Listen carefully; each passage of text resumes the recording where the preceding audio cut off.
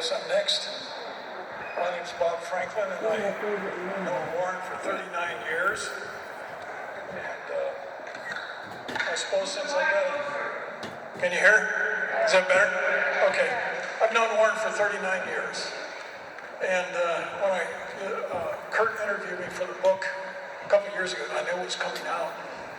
And so when I finally got the Evite, I sent a little blurb, and they liked it so much that they put it on the back of the book.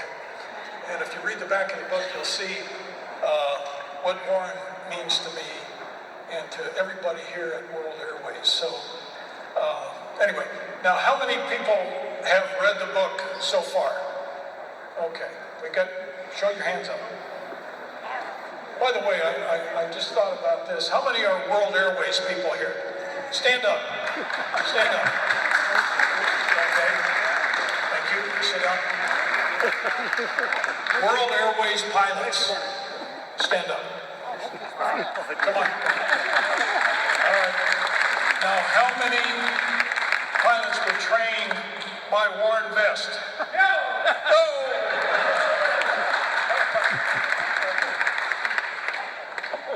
Well, anyway, if you've read the book, you'll know that in my advanced age, I'm going to read most of this, so forgive me.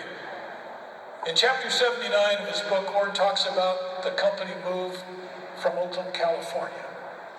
He was senior vice president, director of operations, and was asked to move to the new headquarters in Herndon, Virginia. It was a tough decision, but he put his family first, and he declined. But back in '87, our crew members were concerned. He was our leader. And I wrote Warren a letter back then, and I want to read it to you now, because it expresses the very high regard we had for him back then, just as we have today.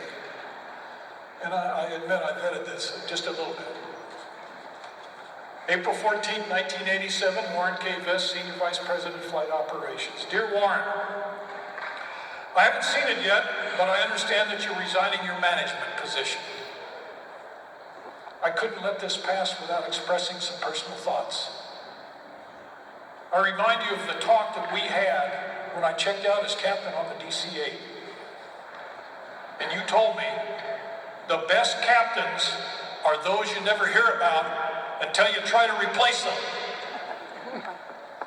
And that statement hits me very hard right now, because we were all wondering, who the hell are we going to get after Warren Vest?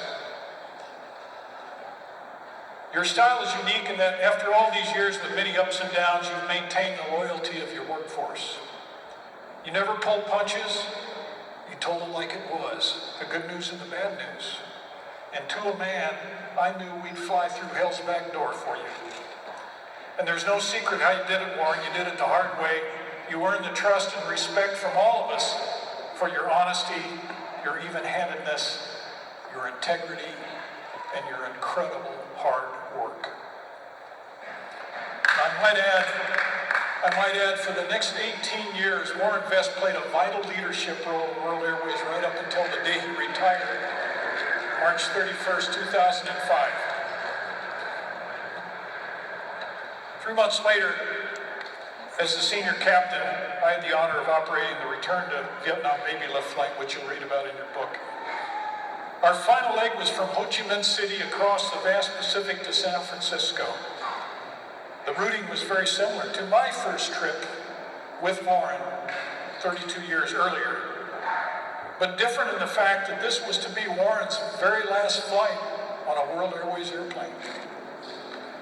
In my mind, the most important dignitary on board was not our esteemed President Hollis Harris, or our board chairman Ron Fogelman, or anyone other than Captain Warren Vest, with whom 32 years earlier I got to fly with for the very first time across the Pacific. Everyone in the cockpit, the heavy cockpit crew I might add, knew that he was the most distinguished passenger who had done more for the airline than anyone else on board. So I want to offer Warren congratulations on this fabulous book. It's a true American success story. Warren, you You set the bar high at World Airways. You were the gold standard, and you've done so much for so many for so long. Congratulations.